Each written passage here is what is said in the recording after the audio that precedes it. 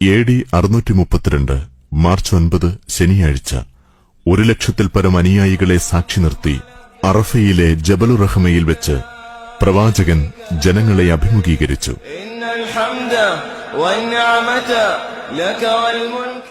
ജനങ്ങളെ, എന്റെ വാക്കുകൾ ശ്രദ്ധാപൂർവം ശ്രവിക്കുക. ഇനിയൊരിക്കൽ കൂടി ഇവിടെ വെച്ച് നിങ്ങളുമായി സന്ധിക്കാൻ സാധിക്കുമോ എന്ന് എനിക്കറിയില്ല. ജനങ്ങളെ, ഈ മാസവും ഈ ദിവസവും പവിത്രമായതുപോലെ നിങ്ങളുടെ രക്തവും ധനവും അന്ത്യനാൾ വരെ പവിത്രമാണ്. തീർച്ചയായും നിങ്ങൾ നിങ്ങളുടെ നാഥനുമായി കണ്ടുമുട്ടുക തന്നെ ചെയ്യും. അപ്പോൾ അവൻ നിങ്ങളോട് നിങ്ങളുടെ കർമ്മങ്ങളെപ്പറ്റി ചോദിക്കും. വല്ലവരുടെയും വശം വല്ല വിശ്വസിച്ചേൽപ്പിക്കപ്പെട്ട ബാധ്യതകളുണ്ടെങ്കിൽ അത് അതിന്റെ അവകാശികളെ തിരിച്ചേൽപ്പിച്ചുകൊള്ളട്ടെ. എല്ലാ തരത്തിലുള്ള പലിശ ഇടപാടുകളും ഇന്നു മുതൽ ഞാൻ ദുർബലപ്പെടുത്തിയിരിക്കുന്നു. എന്നാൽ മൂലധനത്തിൽ നിങ്ങൾക്ക് അവകാശമുണ്ട്. പലിശ പാടില്ലെന്ന് അല്ലാഹു വിധിച്ചു കഴിഞ്ഞു. ആദ്യമായി എന്റെ പിതൃവ്യൻ അബ്ബാസിന് കിട്ടാനുള്ള പലിശ ഞാനിതാ റദ്ദു ചെയ്തിരിക്കുന്നു. അനിസ്ലാമിക കാലത്തെ എല്ലാ കുടിപ്പകയും ഇന്നത്തോടുകൂടി ദുർബലപ്പെടുത്തിയിരിക്കുന്നു.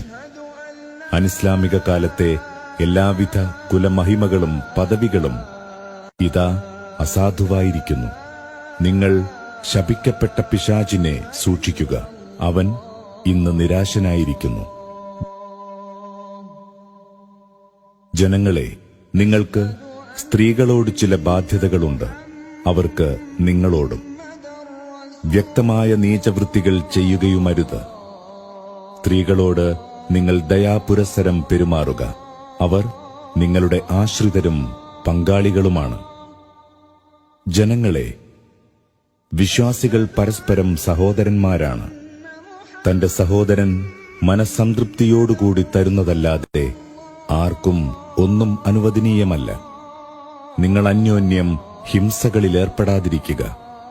അങ്ങനെ ചെയ്താൽ നിങ്ങൾ സത്യനിഷേധികളായിത്തീരും.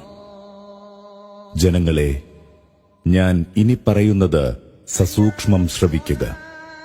നിങ്ങൾ ഈ പ്രപഞ്ചത്തിന്റെ സൃഷ്ടാവും പരിപാലകനുമായ അല്ലാഹുവിന് മാത്രം ആരാധനാ വഴിപാടുകൾ അർപ്പിക്കുക.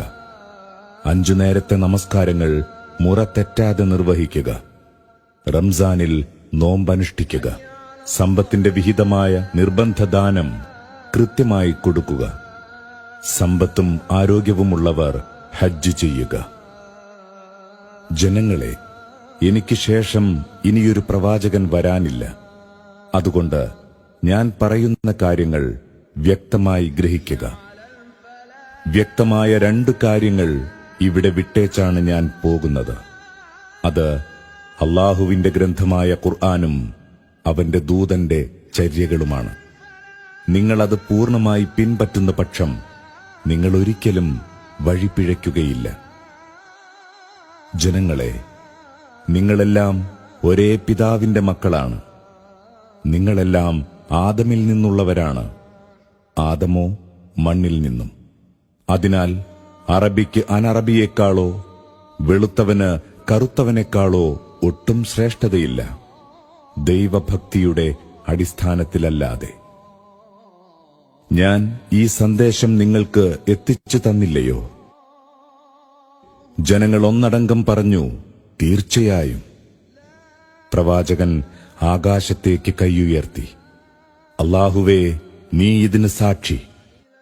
അറിയുക, ഈ സന്ദേശം കിട്ടിയവർ കിട്ടാത്തവർക്ക് ഇത് എത്തിച്ചു കൊടുക്കട്ടെ.